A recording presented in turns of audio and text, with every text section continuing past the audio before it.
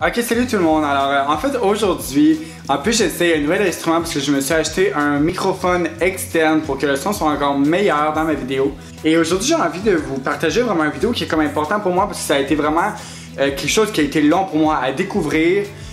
Et c'est avoir un under eye, tu sais, pour pas que le concealer en dessous des yeux il crease. Fait que vraiment, tu sais, comme des fois à la fin de la journée, on a des lignes qu'on a l'air 10 fois plus vieux en dessous des yeux parce que le cache-œil c'est comme infiltré dans nos petites rides ou dans nos lignes d'expression en dessous des yeux. Ça a toujours été quelque chose qui m'a vraiment dérangé parce que j'ai jamais réussi à contrer ça. Mais maintenant, j'ai trouvé la solution. Ça fait quelques semaines que j'essaie ça et c'est incroyable, tout le monde. Mon cache-œil, il dure toute la journée. Jamais sans ligne, c'est impeccable. Puis le fini est encore plus beau. Puis en même temps, ça highlight un petit peu en dessous des yeux. Honnêtement, c'est incroyable. Fait que je vous montre ce look-là. Je vais vous montrer comment faire ça.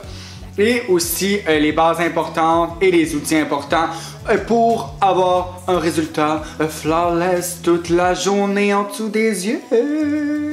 Donc, premièrement, je vous dirais que l'outil le plus important vraiment pour avoir un contour de yeux impeccable avec le cache-œil ou même littéralement tout le fond de teint dans le visage, c'est vraiment l'hydratation.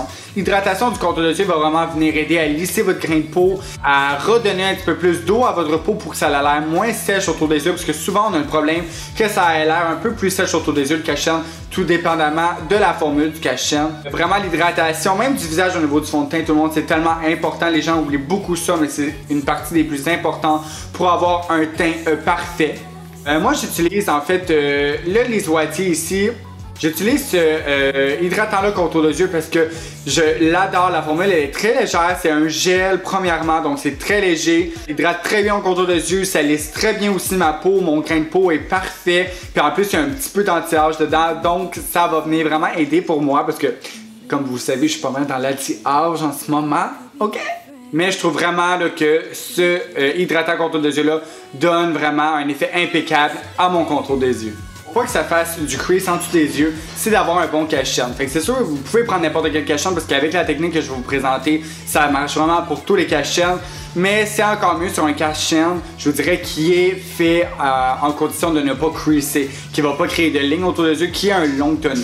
Moi, j'utilise le MAC Pro Longwear ici parce qu'il est un longue tenue et il est creaseless. Donc maintenant qu'on a les deux outils les plus importants, donc l'hydratant et le cache-œil, il faut avoir aussi ces deux outils-là qui sont extrêmement importants, tout le monde, pour avoir le look désiré. Il faut une poudre la plus mince et la plus translucide possible. Moi, j'utilise celle de Marcel.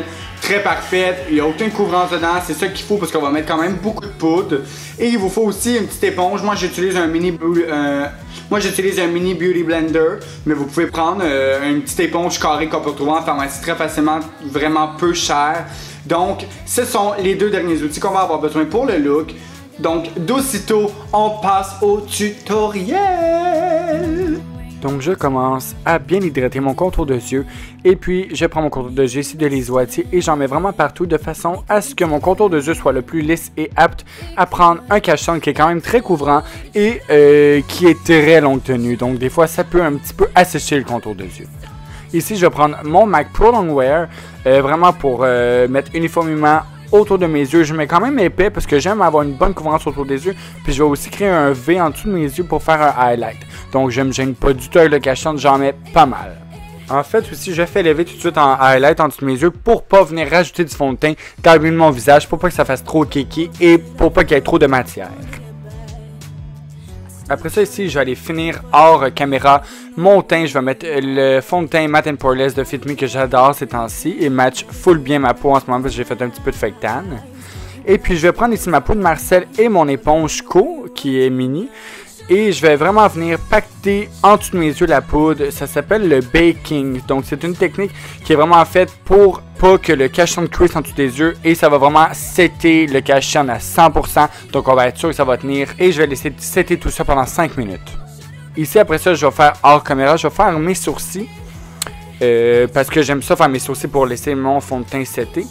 Et après ça je vais prendre ici mon petit pinceau de Co que j'adore parce qu'il est fluffy, il est full doux.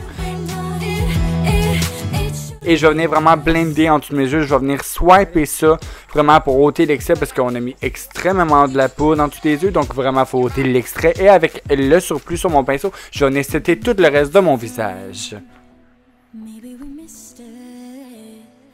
Donc ici, on voit le résultat que mon dessus de yeux est flawless. Donc, et voilà tout le monde, je viens d'aller finir mon look au complet. J'espère que vous avez aimé ce tutoriel-là, j'espère que ça vous a aidé vraiment à ne plus avoir ces lignes qu'on déteste avoir à la fin de la journée, même des fois 1 heure après qu'on se soit maquillé.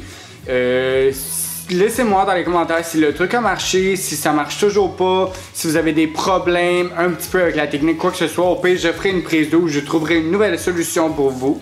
Donc vraiment, moi, selon moi, en tout cas sur moi, puis sur beaucoup d'autres personnes que je connais, c'est vraiment la solution qui a le plus fonctionné pour qu'il n'y ait plus de crease en dessous des yeux. Donc laissez-moi dans les commentaires si ça a marché pour vous. Abonnez-vous à ma chaîne, il y a un bouton juste ici. Si vous êtes sur un ordinateur, vous allez pouvoir cliquer dessus. Laissez-moi des suggestions, mettez des thumbs up sur la vidéo et on se revoit dans la prochaine vidéo. Bye!